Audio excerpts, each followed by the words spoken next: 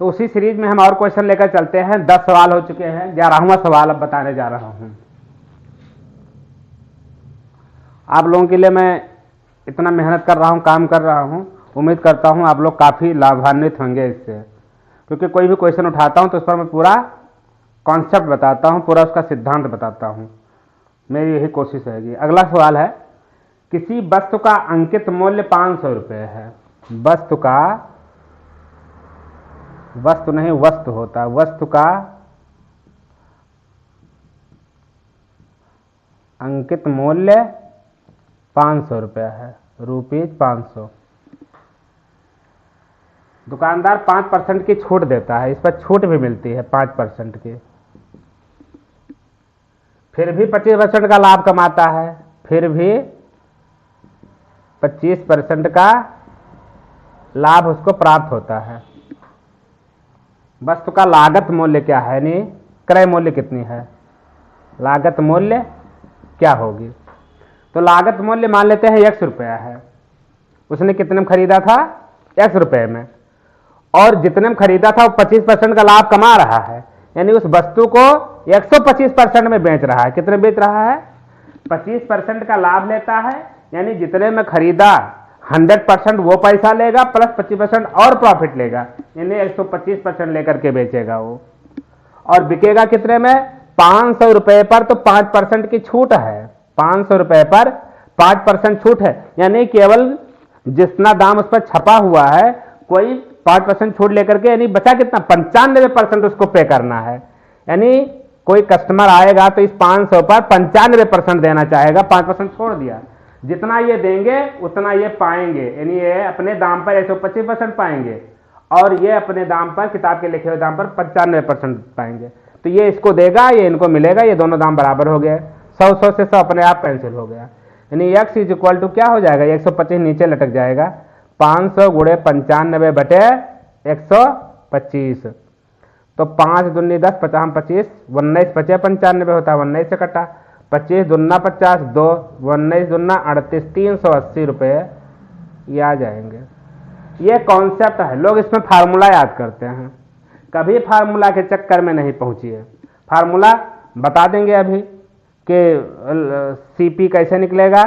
Formula A 100 minus small r upon 100 plus capital R रख देंगे। अभी A की जगह पर 500 रख दो, और यह छूट कितना है, 100 में से 5 रख दो, 100 माइनस 5 बटे यहाँ 100 प्लस जो प्रॉफिट लेना था 25, यानी 500 और यह 95 और 100 पे 125, जो कि ये आपका ये आया है, ये नीचे वाला देखो यही आया। लेकिन ये याद कहाँ रहेगा, इस तरह से जब याद करेंगे तो याद ही रहेगा। ट्रिक का मतलब ये ट्रिक नहीं होती, ट्रिक का मतलब ये ट्रिक होती है जब इक्वेशन तुरंत बना दे खट से एक लाइन में। हम तो इतना फार्मूला रटे तो बेकार हो जाए। 9th भी पढ़ाते हैं, 10th भी पढ़ाते हैं, 11th भी पढ़ाते हैं, 12th भी पढ़ाते हैं, मैथ्स भी पढ़ाते हैं, फिजिक्स भी पढ़ाते हैं, केमिस्ट्री भी पढ़ाते हैं। आपके आशीर्वाद से थोड़ी हिंदी भी आती है, थोड़ी अंग्रेजी भी आती है, ग्रामर भी आती है, तो तुम फार्मूला ही रटते रह जाएंगे। बस IQ फास्ट होना चाहिए आपका, IQ। घी खाइए, गाय का घी खाइए, IQ फास्ट रहेगा। तो इस तरह से सवाल को समझिए। हम तो ये सब फार्मूला याद ही नहीं कर सकते, लेकिन तभी बहुत फार्मूले निकल आते हैं। बहुत सारे फार्मूले हैं ट्रिक पर, लेकिन ये बुद्धि की बात नहीं है, बुद्धि इसमें होती है। ये माना जाएगा कि आदमी बुद्धिमान कितना है। चलिए ये सवाल हो गया। नेक्स्ट क्वेश्चन,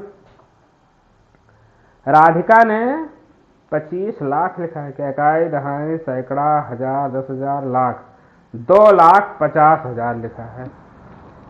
सवाल नंबर 12, 2,50,000 ऐसे लिखा होता तो कंफर्म रहता, 1 2 3 0 फिर 50 तो ठीक है। मैं एक कार खरीदी, अगले वर्ष इसकी कीमत 10% गिर गई, अगले साल इसकी कीमत 10% गिर गई, तथा पुनः अगले वर्ष इसकी कीमत 12% और गिर गई। इन 2 वर्षों में कार की कीमत में संपूर्ण घटने का प्रतिशत है। तो इससे कोई मतलब ही नहीं हुआ, हम बता दें, इससे कोई मतलब ही नहीं हुआ। पहले 10% गिर गई, फिर 12% गिर गई, तो इसे आप कह सकते हैं कि 2 सक्सेसिव डिस्काउंट हो गए, यानी 2 क्रमागत छूट आ गई हैं। तो दोनों कम ही हुआ है, एक बार 10% का गिरावट आया है और एक बार 12% का गिरावट आया है। तो मैं इसके लिए फार्मूला हमारे पास यही है कि 10 और 12 को जोड़ दो, -10 गुणे 12/100 कर दो। सबसे बढ़िया तरीका है खट से। दो क्रमागत छूट दी गई हो, टू कंसेक्यूटिव डिस्काउंट दिया गया हो, तो दोनों को जोड़िए, -10 गुणे 12/100 कर दीजिए, यानी ये इससे कट जाएगा। 10 और 12 32 माइनस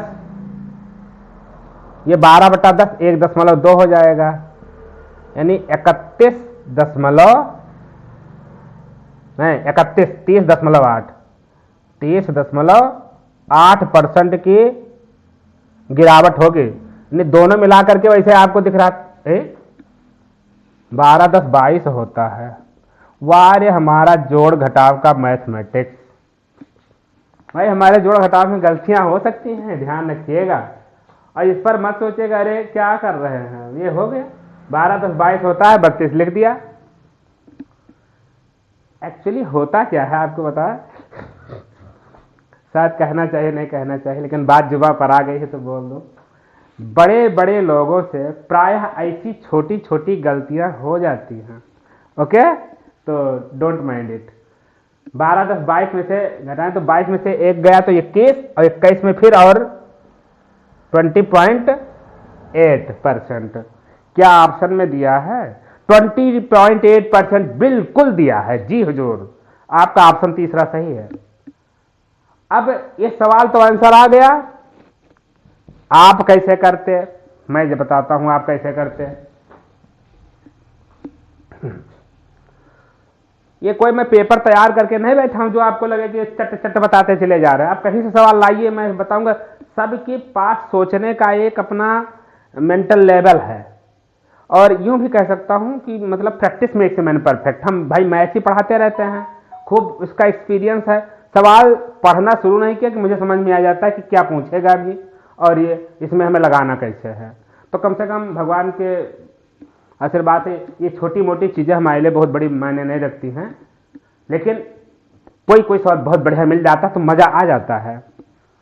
इस सवाल को आप पहले 10% कम करते, यानी 2.5 लाख में 10% कम करते तो 1 जीरो कट जाता, यानी कि 25,000 उसमें घटाते।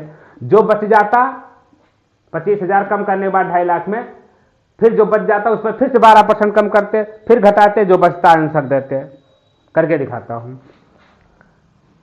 2,50,000 है। पहले साल में 10% की गिरावट दर्ज होती है, यानी 10% हुआ कितना? 1 जीरो काट देंगे, 1 जीरो यहां से काट देंगे, उतारेंगे 2 50 00, यानी 25,000 की कमी। तो बचा कितना? 2,50,000 में 25,000 घटा देंगे तो बचेगा 2,25,000। पहले साल के अंत में बचा। फिर दूसरे साल में फिर 12% की गिरावट दर्ज होती है, तो 2,25,000 में 12% की गिरावट दर्ज कराइए। 2 जीरो काट दीजिए, 1 जीरो रख दीजिए। 12 पंचे 60, हाँ चलाए 6, 12 दूना 24, 36 हाँ चलाए 3, 12 दूना 24, 3 27। 27,000 की गिरावट दर्ज हो गई। अब कितना बचेगा? 2,25,000 में 27,000 की गिरावट दर्ज कीजिए, तो ये कम हो जाएगा। 7 8 15, 9 2 11, 1,98,000 रुपया बचा। यानी कुल गिरावट कितनी हो गई? देखो कितना मजेदार है हमारी ट्रिक, मिलावट नहीं गिरावट। कुल गिरावट कितनी हो गई? 2,50,000 रुपया था, 2,50,000 रुपया था, जिसमें से 1,98,000 रुपया बचा। 1,98,000 रुपया बचा। तो 8 2 10, 7 17, 9 8 17, 82,000 की गिरावट हो गई। प्रतिशत में कितना होगा? 82,000 की गिरावट, प्रतिशत गिरावट कितना होगा? 82,000 की गिरावट कितने में? 2.5 लाख में। 82,000 की गिरावट 2.5 लाख में, तो प्रतिशत में मतलब गुणा 100 कर दीजिए। 3 जीरो से ये 3 जीरो काट दीजिए, 1 जीरो से ये जीरो काट दीजिए, यानी हो जाएगा ऊपर, ये भी काट दीजिए, 50 25, 5 दूनी 10, 2 दूनी 4, 2 अट्ठे 16/5, भाग करिए 5 त्याई 15,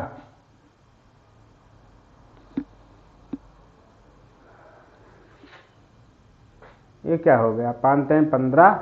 तो यहाँ पर ये गलती हो रही है, ये 32 नहीं आएगा, नहीं तो ये मेरा गड़बड़ हो जाएगा। यहाँ देखो ये सही था, ये 27,000 भी सही था, 1,98,000, ये घटाओ 9 8 17, अरे ये ज़्यादा हो गया। ये देखो बचेगा 15 14, 8 6 14, 9 9 6 15 होता है, 9 5 14, ये 5 बचेगा, 52,000 आएगा। ये इसलिए गलती हो रही थी, यहाँ 52 कर लीजिए, 52,000। तो 52 को 2 से गुणा करेंगे तो 2 पंचे 10, अब 5 दूनी 10, और फिर एक जीरो जाएगा, 5 अट्ठे 40, 20.8% आया। अगर आप अपना दिमाग से सिंपल मैथ्स लगाते हैं जैसे बच्चों को पढ़ाया जाता है, तो इतना बड़ा लगाएंगे तब जाके आंसर आएगा। और मेरा वाला एक बार में आंसर आ गया। दूसरा और छोटा कर सकते थे कि पहले अब ये तो समझ गए होंगे, आपको करना नहीं, आप तो वो करोगे, लेकिन थोड़ा और छोटा कर सकते हो कि 10% की गिरावट हो गई तो देना कितना पड़ा? 90% देना पड़ा। कितना देना पड़ा? 90%। 10% तो हमें देना ही नहीं है ना, 10% नहीं देना है कि 90% ही केवल देना है, तो इंटू 90%, तो थोड़ा छोटा हो जाएगा, क्योंकि अब 10% निकाल के घटाना नहीं पड़ेगा। तो 1 जीरो से यहाँ कटा, 1 जीरो से यहाँ कटा, और ये हो जाएगा 3 जीरो तो रहेगा ही, 9 5 45, 5 चला 4, 9 दूनी 18, 4 22।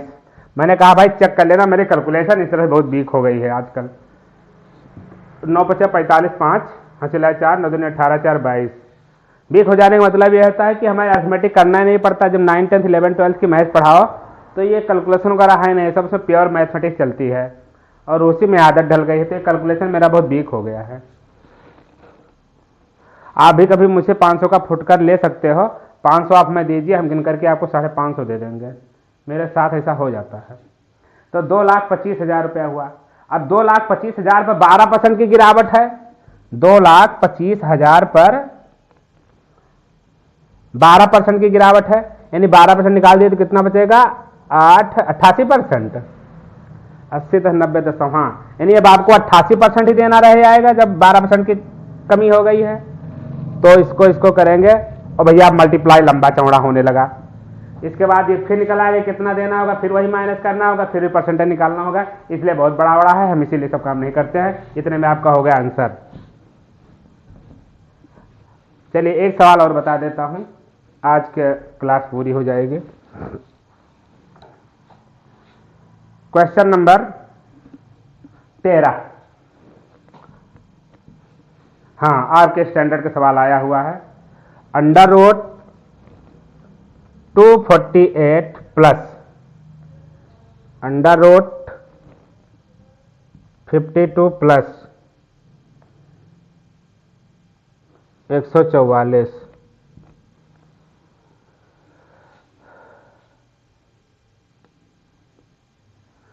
गड़बड़ है सवाल छापने में, यहां पर भी रूट लगना चाहिए, अदरवाइज नहीं लगेगा सवाल।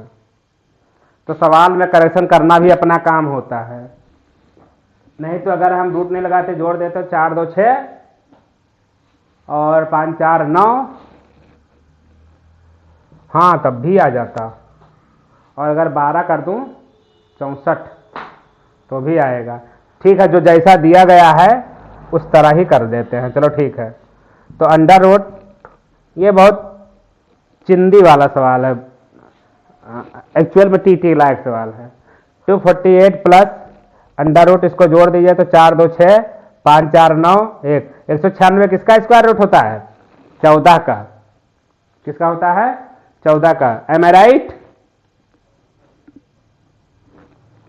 14 चौका 56, 14 का नाम 14 5 19, तो यानी कि 248 प्लस पीछे चलते आएंगे 14।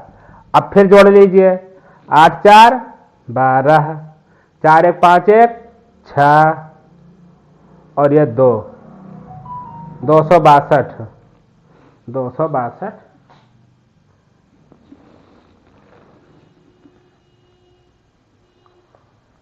262 तो किसी का स्क्वायर रूट नहीं होता, इसमें तो इंटीग्रल नंबर आ रही है। 248 4 52 10 62, और अगर हम वहाँ अंडर रूट 144 करके चलते तो क्या होता? लाओ इसको फिर से देखते हैं।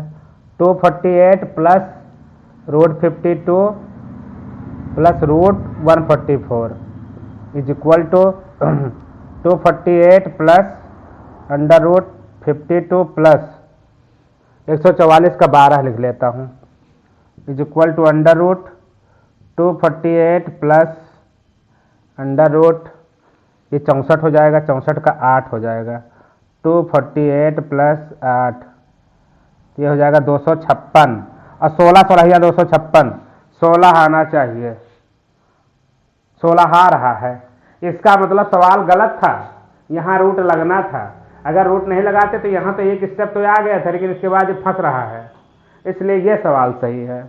तो सवाल की भी आप जांच कर लीजिए, वो समझ में आ जाता है कि क्या हो रहा है, लगाने पर ही पता होता है। ये तो मैंने यहाँ देख लिया था कि गलत गड़बड़ है, लेकिन मैंने देखा कि इन दोनों का जोड़ तो हो जा रहा है, तो ये भी मेंटेन हो जाएगा, नहीं हुआ, यहाँ करके करेक्ट किया। तो इस तरह से सवाल लगाए जाते हैं। अगर ये टीटी में आया होता तो डिस्प्यूटेड होता जाता है, विवादित हो जाता है ये क्वेश्चन, और इसके सामान्य मार्किंग यानी जनरल मार्किंग सबको कर दी जाती है। लेकिन आपके पास नॉलेज होना चाहिए। सवाल अगर वो गलत आया है तो भी नंबर पा जाओगे, सही आया है तो भी, गलत आया है आपने अटेम्प्ट सही मार दिया तो यही वाला ऑप्शन देखा जाता है। हमारे यहाँ भी हुआ था, किसी किसी का 2 बढ़ा था, किसी किसी का 3 बढ़ा था नंबर। तो इस तरह से मैंने आज आपको 13 नंबर तक इसमें पढ़ा दिया है, और 30 क्वेश्चन होते ही हैं। तो अगर मैं एवरेज रखता हूं 10 सवाल का तो 3 दिन लगेगा एक पेपर सॉल्व कराने में। लेकिन हाँ, एक पेपर सॉल्व कराने पर कम से कम आपकी आधी मैथ्स हो जाएगी।